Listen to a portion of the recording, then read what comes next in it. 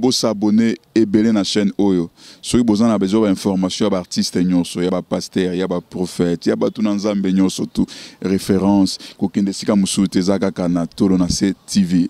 Mona mukolo sheno yeswe ketu kwa kumvimbe yeswe olobi veneza moi vous tous qui êtes fatigués chargés je vous donnerai du repos. Seigneur, cette femme s'est convertie atiki nyonso aboyi nyonso aye pana yonkolo na chetolo nangana sena mukwana lelo na lobi na yo nzambe opese oyo alingi pese ebosenga motema na ye salela ye bosenga motema na ye pe continuer comme ça la kati na ye afin que oyo son zambe ba yebi yote ba yeba yo na nzela na ye na kombo na Yesu Masiande na bonde de boto qui viennent pour les siècles de siècles nous disons amen. En tout cas nzamba pambola chaîne tolonase et kendeli bosso et pambola ma et suka na nzela te hein po babandaka na tolonase babeta côté mususu mais tolonase c'est comme muibi c'est kandumba mais moto tolonase ba c'est kaka été pour réponse na yo yebite.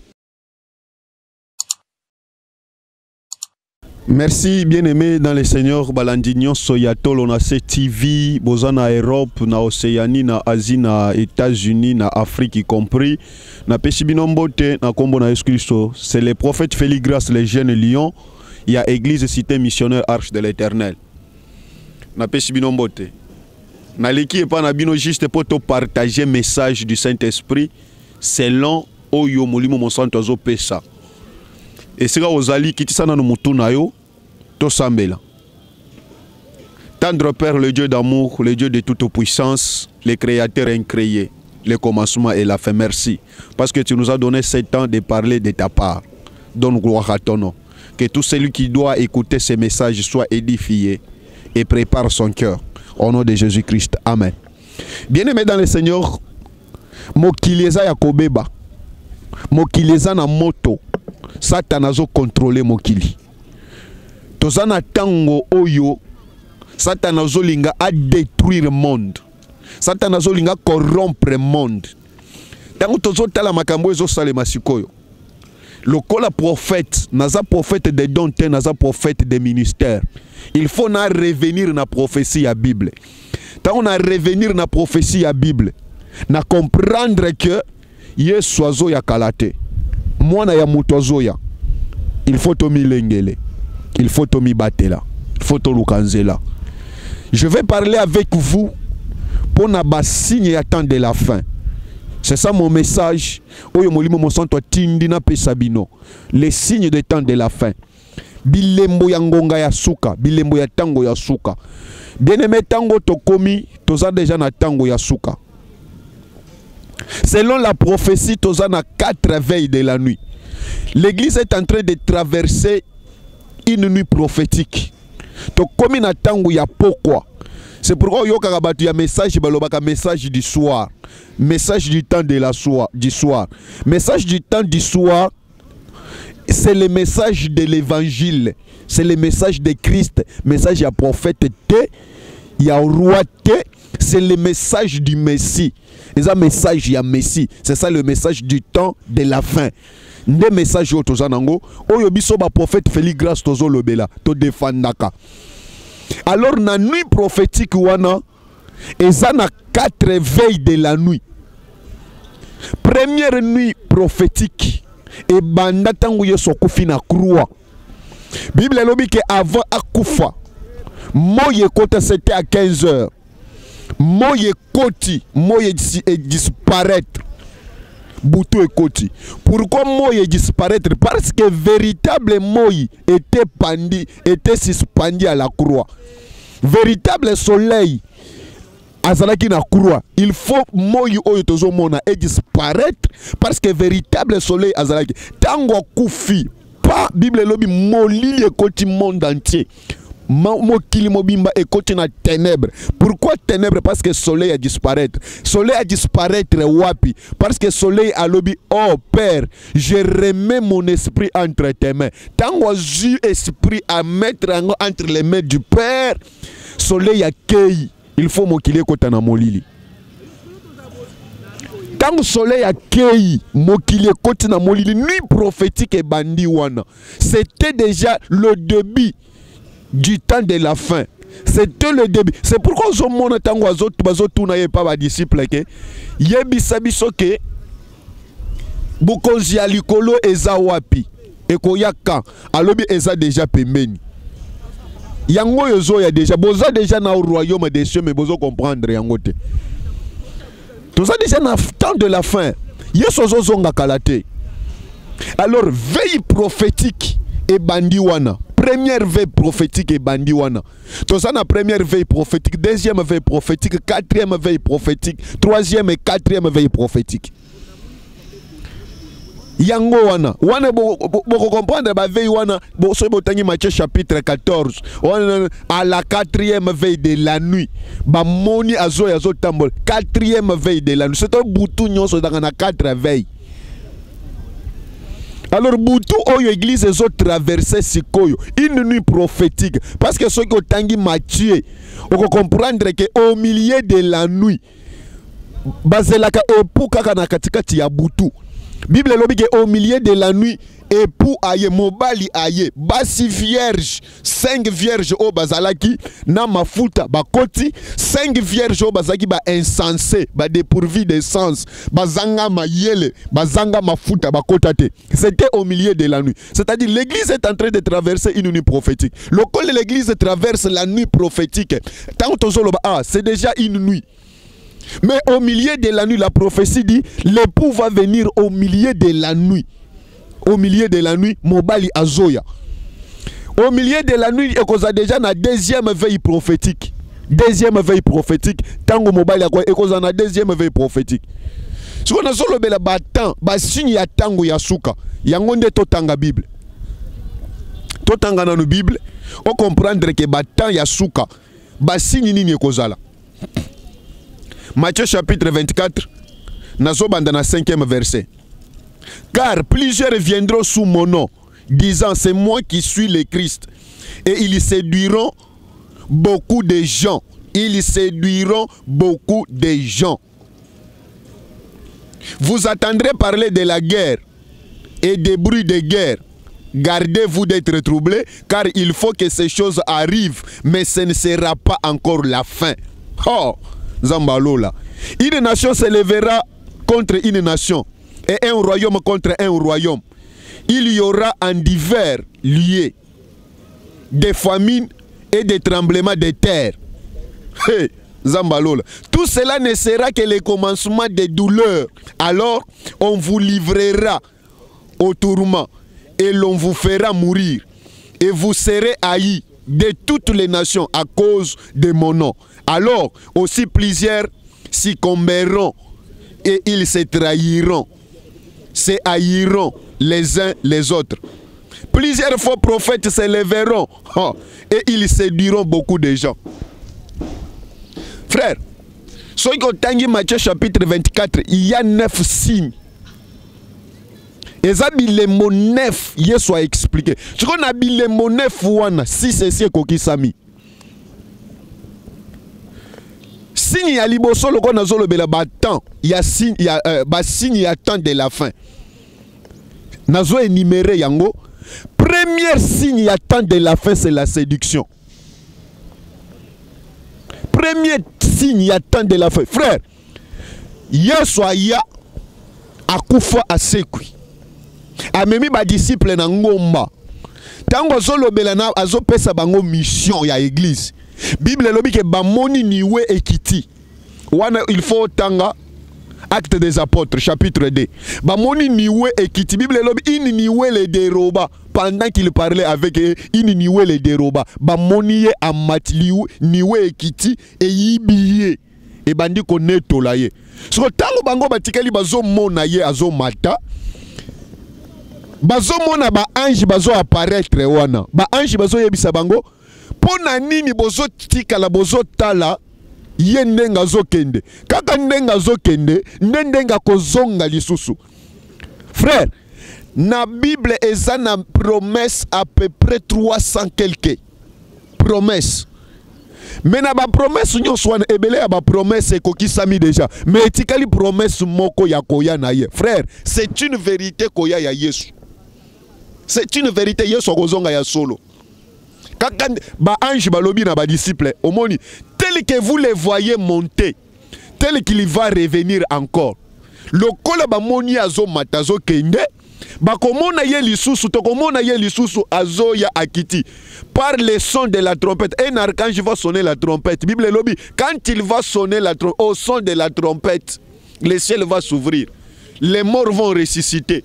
Les vivants les verront. Oh, to komona ye atelemi na mapata. Donc eza ndesuka ya makambu yango wana. Yesu akoya. Siko Yesu lobi avant ye aya eza na basigne. Soki bomoni basigne wana ebandi ko salema. Boyeba ke koya na ye ekomi pembeni.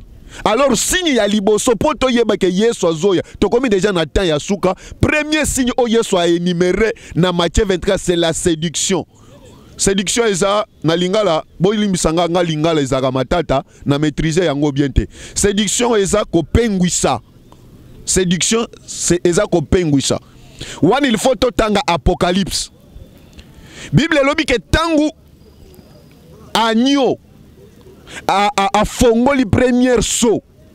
Bible lobi ke bamoni Jean zomona un cheval blanc. Cheval blanc, l'eau le fongomi cheval blanc à Zoya.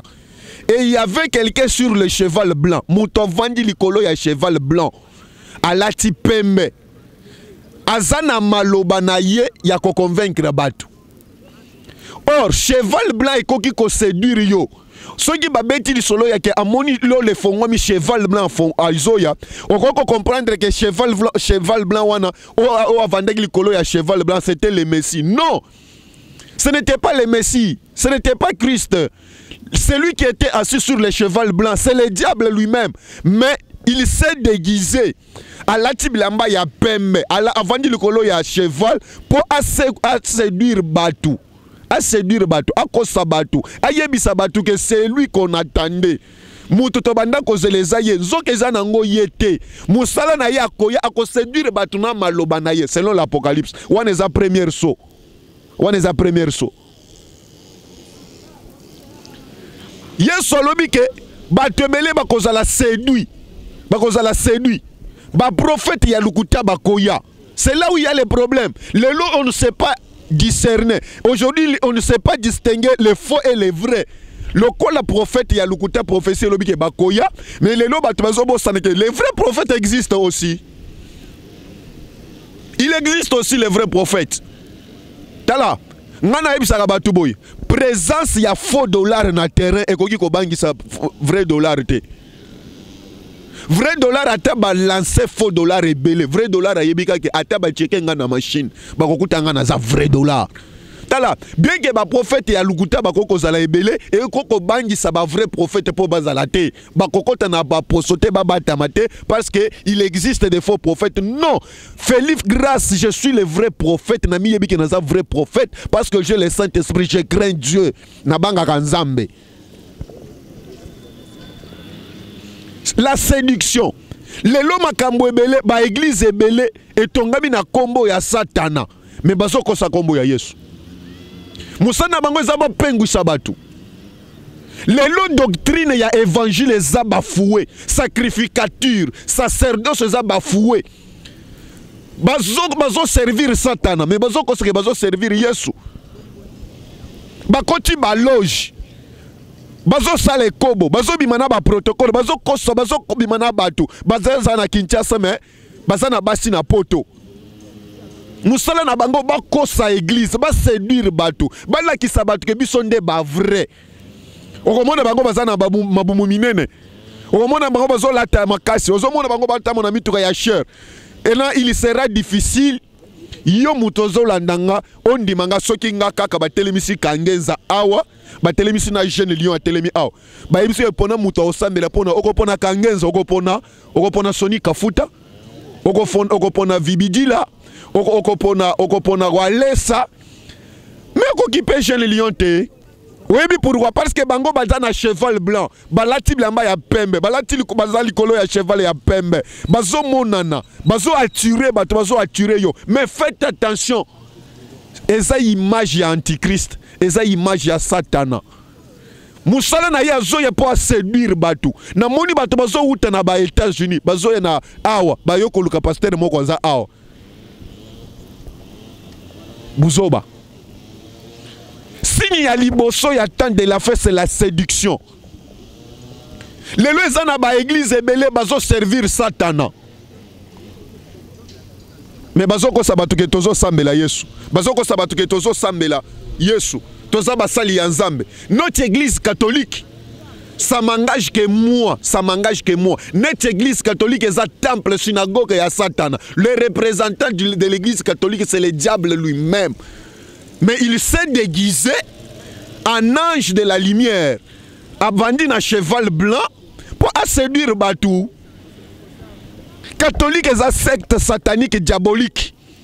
Nazolo bela ba Congolais bazo yokanga. Soki botali très bien depuis opposition et banda na Congo. Quand église catholique azalaka jamais église catholique azala na côté ya pouvoir. Mobutu azalaki na mboka oyo ba mosengo na ba église catholique ba telemela Mobutu. Babima ba opposant. Mosé Laurent Désiré Kabila a eu pouvoir catholique à télémélier. Finalement catholique ozo lukanini. Temple ya Satana, synagogue ya diable. Finalement catholique ozo lukanini. OK, Mobutu azalaki mabe, Mosé aye azali susu mabe. Tango Joseph Kabila aye a eu pouvoir catholique à télémélier. Et puis peuple, baza séduit par catholique, bazo landa catholique, ba marche catholique peuple bazo kende. Mais botu nanga ke catholique azo lukanini. Tolongola Kabila kende, tolongola Kabila kende, Kabila kei. Tshisekedi a koti. Lelo catholique ba komi ko telemela Tshisekedi. Et récemment, beaucoup de informations ba kende ki na kinga ka komona Kabila. Tango bazo luka keno ba effacer bango gouvernement ya Union Sacrée Bimawana. Je suis prédicateur naza mosakoli ya mboka nanga. Laissez-moi vous parler comme ça. Tant bazo luka gouvernement ya Union Sacrée, bango bazo luka négociation Tshisekedi zonga na disusu. Tango peuple azolela, peuple azo déclarer divorce ya Kabila na Tshisekedi, mais bango bazo luka catholique azo luka Kabila na Tshisekedi ba négocier. Ba keye pa Tshisekedi ba sololi, ba keye pa Kabila ba sololi. Ba lingi ba réconcilier ba. Boza ba païen, ba chole, ba abongo.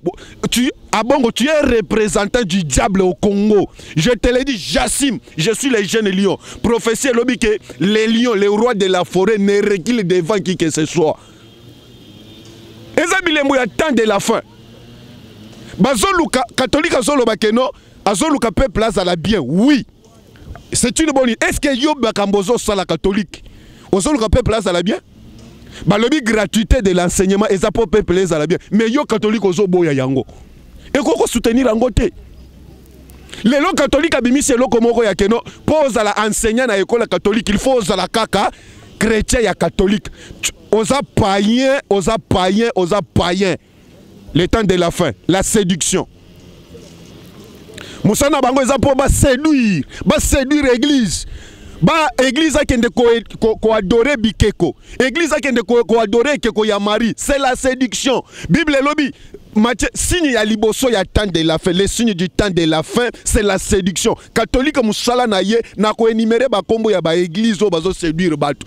Je vais assumer ata bakanginga bakatinga mutu je m'en fous. Etienne bakataye babomaye, Pierre babomaye, Jean baboma bantoma o baloba vérité. Likolo ya ba sadducien, ba pharisien, po bazo loba vérité.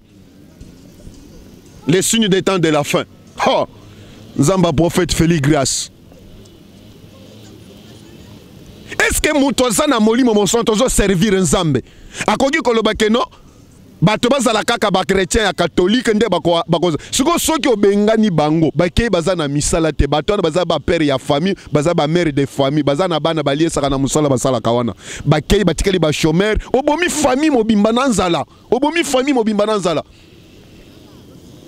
Et ça un message na kopesa na ba chaîne en place et puis na ba YouTube. Dieu m'a parlé beaucoup de choses sur le pape représentant l'église catholique au na Rome, na Italie. Dieu m'a parlé beaucoup d'histoire sur ba prêtre ba monseigneur. Ngana oloba ba monseigneur, aza monseigneur te et pas nanga. C'est votre seigneur. C'est ton seigneur à toi yo mutondi melakaye. Ba mongo baza ba représentant du diable.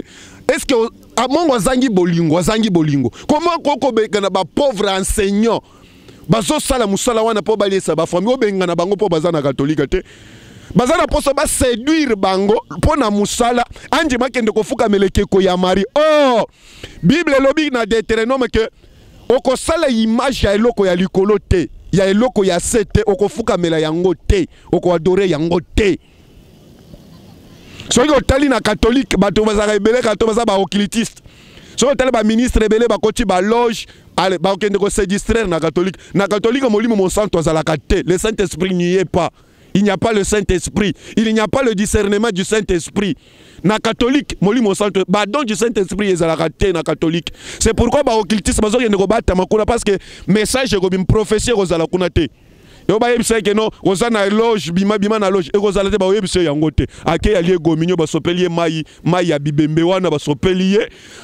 Écoute ça bango na li felo. Sortez de ce secte. Sortez l'église du Seigneur. Peuple de Dieu, sortez de ce secte catholique. Les signes du temps de la fin.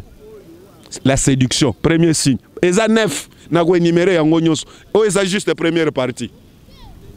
Bien-aimé dans le Seigneur, ba pengwisha yote. Pona musala, ndima ba benga na yo na école wana. Soki ozana papa na bino na Congo ao. Ndima ba benga na ye na musala. Po asambelaka na catholique te me akota lola.